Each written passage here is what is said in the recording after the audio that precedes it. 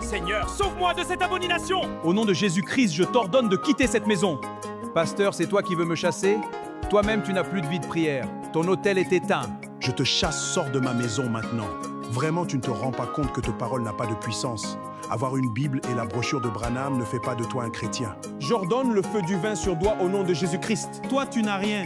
Car je regarde ton homme intérieur, tu es vide. Tu n'as pas le feu divin en toi. Tu ne peux pas m'arrêter avec ta foi. Ta résistance est futile. Je ne tomberai pas. Tu es léger, c'est parce que tu n'as pas Christ en toi. Non! Tu vois, tu tombes. Nous, les sorciers, nous savons qui nous servons. Nous servons Satan et les démons. Et nous connaissons la puissance que nous invoquons. Nous ne jouons pas avec notre engagement. Mais vous, les soi-disant chrétiens, vous êtes devenus des aventuriers spirituels.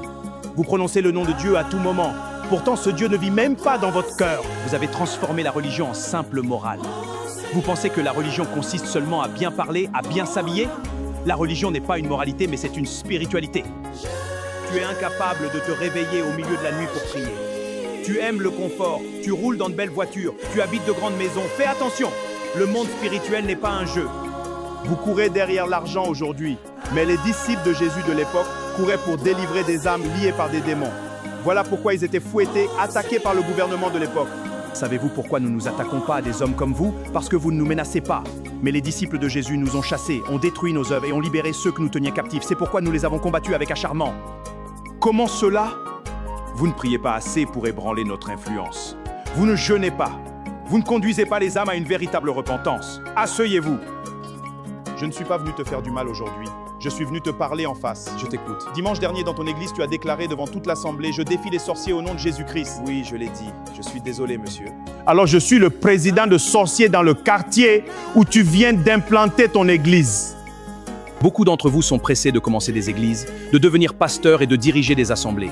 Mais vous n'êtes pas préparés spirituellement.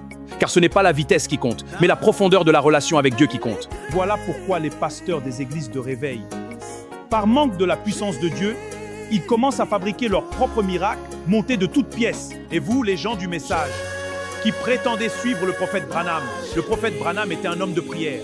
C'était un homme de consécration. Il passait du temps dans la présence de Dieu. Mais regardez-vous aujourd'hui. Vous êtes plongés dans des débats interminables, des débats doctrinaux sans fin. La guerre des citations est devenue votre occupation principale. Prochainement, si tu nous défies encore, je vais finir avec toi.